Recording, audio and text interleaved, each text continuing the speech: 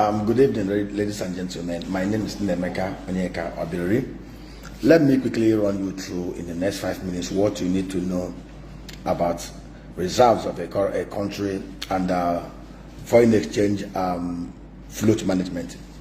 And you've heard and you saw the report of Bloomberg that in a period of less than 2 months, Nigeria has blown away in less than 1 month over $2.1 billion of our foreign reserve in defending the naira. See, there's nothing wrong in defending the naira. Every country manages the exchange rate of their country to that of foreign currencies, convertible currencies, the major currencies. And they do it to be able to control trades and all the rest of them. China deliberately devalues their yuan to be able to make their exports more competitive for a very productive economy. As much as possible, you lower the value of your currency to be able to make your exports very, very, very attractive. The Vietnamese are also a productive economy. The Vietnamese dong is about 24,000 dong to, yes, they are about to $1 US, but they are very productive. Annually, they export over $356 billion worth of goods and services, and they deliberately devalue their currency to make their exports very competitive, especially when compared to that of China into the US and other Western countries. Nothing is wrong in managing float, but we need to ask yourself, how do you manage float and from where do you manage float? When we talk about foreign exchange reserve has to do with everything that has to do with foreign deposits, treasury bills, bonds, inflows that come into an economy, inflows in terms of foreign receivables, and for example, now our local currency here is naira. Any dollar coming into Nigeria, CBN warehouses dollar and then releases naira equivalent to support activities here. Of course, how do we generate dollar? When we export goods, when we export services, when we receive diaspora remittances, and when we have foreign direct investment and foreign portfolio investment. How do we spend the dollars? When we import goods and services, and then social other things like education and health. Now, it was very easy for us to defend. If you look at our history since 1999, when Obasanjo became president, our foreign reserve was about $5 billion. In Cuba, to about tune of about $3.9 billion was in Cuba. Nigeria was heavily indebted, $32 billion, and we couldn't even service it. Nigeria was a pariah nation. What did Obasanjo do? Very simple. Became president, moved around the world, begging the world to forgive us, to remove the pariah status of Nigeria, recruited some of the best hands, Okonji Wala, Charles Soludo, into his team, Taminu Yakubu and all the rest of them, Nasiru El-Rufai, obviously, formed a very strong team. And within a space of 8 years, Obasanjo negotiated and paid off our foreign debt. $18 billion was paid as full and final settlement for that $32 billion. They forgave us about $12 billion. When Obasanjo became president, crude oil was saying at $17.30. Our output was about 1.7 million barrels. Obasanjo understood clearly that to be able to shore up our reserve, to be able to build up enough base to protect the economy, he needed to ramp up oil output. Oil output was ramped up to about 2 million barrels a day. If you looked at Obasanjo's first term, oil prices never went above $23.50, but Obasanjo was able to manage no leakages. Obasanjo, of course, you know him, he's a very strong man. You cannot, most of those that stole under his government got dealt with. Tafa Balogun was disgraced and jailed. A lot of people.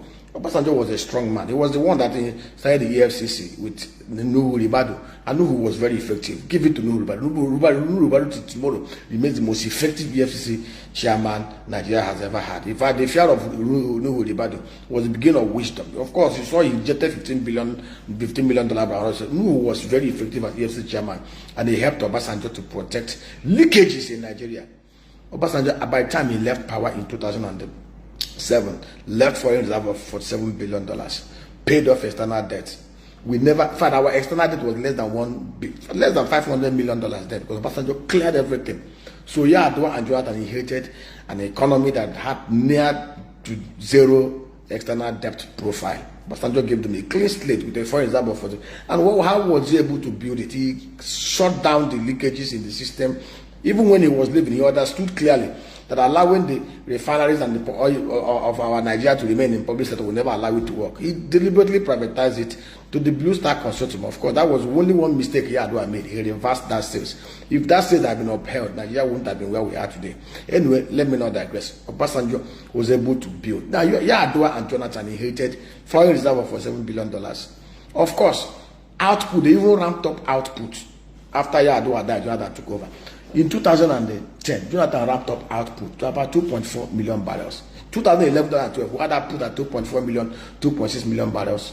Crude oil and condensate. We were receiving inflows of about $90 billion in 2011, $98 billion in 2012, $75 billion in 2013 from crude oil receivables. And of course, they were able to defend the Naira. If you look at Naira was $88, 88 Naira to $1 when Obasanjo became president. When he left, it was 124. Naira lost only about 38 Naira to $1. But Obasanjo was able to manage it very, very well. Same thing with Jonathan. We are paying huge subsidies on petroleum because petroleum price there was about 87 Naira. So we are paying huge price, but we were able to defend. We are spending billions of dollars. But what were we defending? We are defending with proceeds of crude oil. We weren't borrowing to defend. And of course, that Jonathan's government was the most reckless. We ended over $464 billion, in crude oil sales. We had, of course, he inherited zero debt practically from Obasanjo. But of course, by the time he left external debt of $10 billion, which was not too bad. Total debt profile was 12 trillion Naira. So when Buhari became president, he had a reserve of $29 billion, $20 billion unencumbered. He had oil he was trading. Don't let anybody deceive you. He created output of 2.4 million barrels a day. But Buhari, just like anything Buhari, when he came to 1983, we saw what he did. Very reckless, very incompetent. He blew away everything, got our crude oil resources stolen like sweet. From the height of 2.4 million barrels a day, it came down to less than 1 million barrels. By the time Buhari left office, Buhari had created massive holes for Nigeria, even sold crude oil in advance. In fact, he left Bese to Tinubu, Bese unpaid bills at the CBN that Yemi Cardoso was able to pay $5 billion. The other 2.4 billion that is yet to be resolved. So he left for Tinubu 77 trillion Naira national debt, $43 billion external debt position, and then way and means of 23 trillion Naira. Now I want us to understand why we are trading on a very dangerous landscape. Today, our output has remained at less than OPEC quota of 1.78 million barrels. Now, it was easy for Obasanjo, it was easy to Jonathan to defend. They weren't defending with borrowed funds. They were defending with massive crude oil sales. And if you look at our import figures in those days, from 2010, we only imported $64 billion worth of things. 2011, $89 billion. 2012, $60 billion. 2013, $67 billion. 2014, $71 billion. 2015, $52 billion. We were importing even more than we were importing now. But these guys were able to defend the Naira then because they had a huge dollar inflow. Crude oil resources was being sold. And Nigeria was earning crude oil revenue. But today, and they didn't have huge external debt to pay. There was no huge external debt because Obasanjo cleared the stable. But today, look at what Tinubu is grappling with. And that is what is scaring most of us who understand dynamics and fundamentals of economic management. Tinubu inherited $43 billion external debt obligation. That will be paid. Tinubu inherited over 27 trillion Naira domestic debt, plus 23 trillion Naira ways and means, and 7 trillion Naira interest on it. This $43 billion external debt will be paid. There's going to be a service element to it. There's going to be repayment to it. And now, crude oil resources that will have helped us to cushion and defend the Naira, just like the Jonathan era. Because if you look at between Obasanjo and Jonathan, Naira lost only 111 Naira because they had huge FX coming in from crude oil sales because output was 2.4 million barrels. Today, output is 1.4 million barrels a day. Tinubu inherited $43 billion external debt that will be serviced and repaid.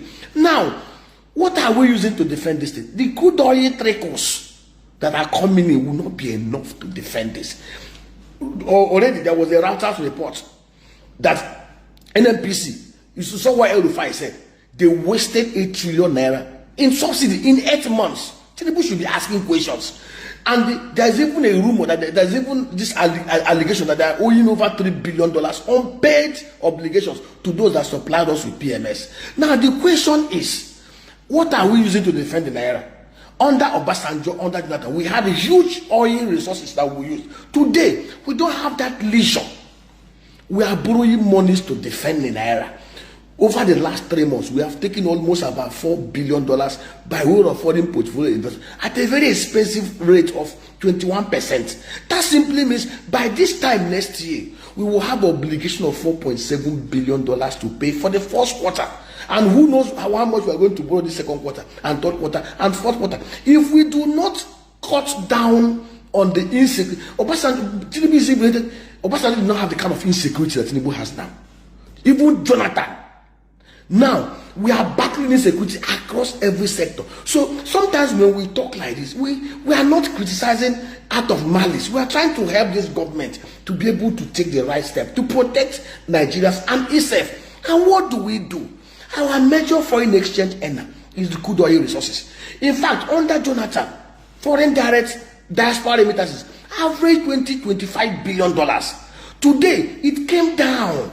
Foreign direct investments were coming in tens of billions. Today is about, in 2023, it was about $3 billion. Buhari wrecked this country. Totally wrecked it. And Yemi Cardoso is doing everything possible within the limited instruments available to him to defend the naira, which is very, very good because Nigerians are suffering.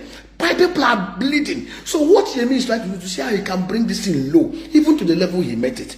But after he had borrowed to do it, and the debt will be repaid next year, where are we going to get the dollar to repay this thing? If the crude oil output is not ramped up to 2.5 million barrels, if we do not slay the insecurity that is in Nigeria, to allow our farmers to go back to work, to allow Nigerians to go into productive activities, and that is what Mr. President should be focusing on. And it is very shocking, and I'm surprised, and I want to. Mr. President inherited a very hemorrhaging economy, a comatose economy. When you are a manager, you enter into a new team. You saw a team that spent 16 trillion at $4 billion. In 8 years, they could not fill the refineries in subsidies. You saw a team that presided over loot of crude oil on an annual basis, $22 billion for 5 whole years. What you should have done if you want to protect yourself as the leader, what a pharaoh will have done will have been to clear out the stable from the NNPC to the NNDPRA to every person that was appointed by Buhari, clear them out. Because these guys could not protect the interest of Nigeria. And then bring in your men. Tinubu worked in mobile. Tinubu is an oil and gas person. He has contacts. He knows people. He can easily get people to help him. You cannot keep a team that fumbled, a team that created the base we are carrying now. Mr. President, it's for your own good and the good of Nigeria. Some of us are patriots. When we say these things, to God knows our heart, it's not out of malice. It's to Nigeria is a country that takes the right boxes to become one of the top biggest 10 economies in the whole world. You can do it. When you said you want to build a $1 trillion economy, it is possible, Mr. President. But you don't win the Champions League with incompetent players that have played 5 years without winning Champions League. You can't use them. They can't do anything for you. You get rid of them and get good hands to help you.